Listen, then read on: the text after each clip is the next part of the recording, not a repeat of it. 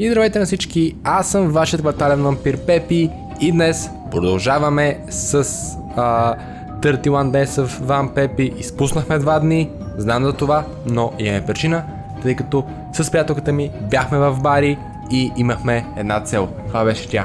Да намерим всички хелоуински неща, които можем да видим там. Пристигнахме в Бари след обед и след това си хванахме влакчето към центъра на града и Чакахме доста.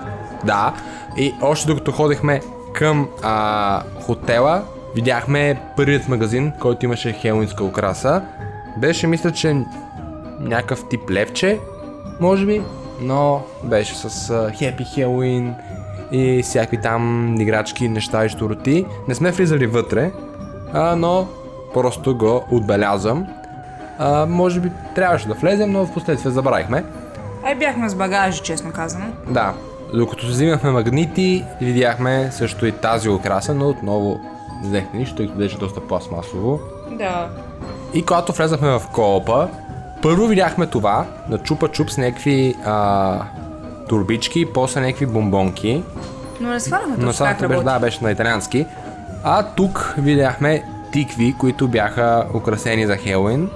Проблемът беше как да носим тикви. от Италия до България. След това в един друг магазин видяхме ето тези неща и разбира се, вече взехме. Бяха това бисвитки, тук беше целият сектор с хелоуински неща и аз просто взимах. Реално аз те потикнах, иначе нямаше да взима. Да, не ми се даваха пари. След това попаднахме на този магазин, който имаше всякакви такива хелоуински декорации. Майка ми взе една хелоуинска тиква, да, която трябва да направим като украса. Видяхме Stranger Things, неща за кафе. Този магазин имаше страшно готини работи, честно казано. Само пари да имаш. Само пари да имаш, но ние нямахме. Бисвитките бяха много хубави. Особено първия ден. Да, бяхме някакви с канела или нещо от този род. Нямам идея. Ти брауни, бяха много добри. Взехме си киндер яйце и ни се падна Робин, който майка ми нарече Румен. Да. От лъж си взехме сапун във формата на духче. И отидохме и в Lidl. Отидахме в Lidl и там вече бяха заредили за Хелоуин. Малко преди нас и имаше всякакви неща. Имаше снаксове, имаше сапуни с формата на дух. Мен много е фанят, тъй като в първия ден си взех сапун, тъй като аз съм маняк на тема сапун. И взех сапун, който беше просто нормален сапун. Нямаме такива. Да, и се оказа, че имало в Lidl хелоуински сапуни с пъмкин аромат. Но за съжаление не се взех, нямаше как да го пренеса, но беше доста готино.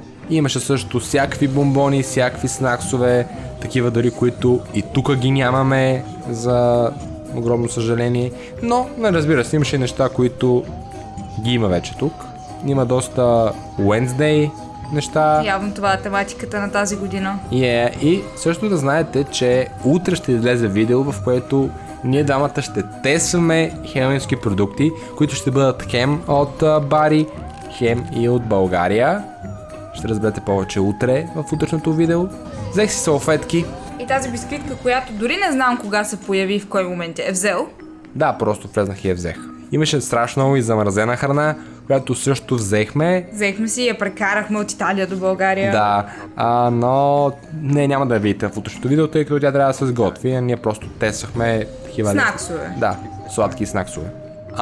Това ще бъде нещо видео, кратко видео. Съжалявам отново, че няколко дни изпуснах с това да качвам, но както тя каза, правилата си ги определяш ти. Просто в някой ден ще кача 2-3 клипчета и ще наваксам и пак ще бъдат 31 видеа за 31 дни. Да, утре се виждаме в тестването ни на хелоуински продукти. За днес ще бъде това, няма да сте ви харесало, може да харесате, да коментирате и да се абонирате за моя и за нейния канал. So long and good night! Чао, чао!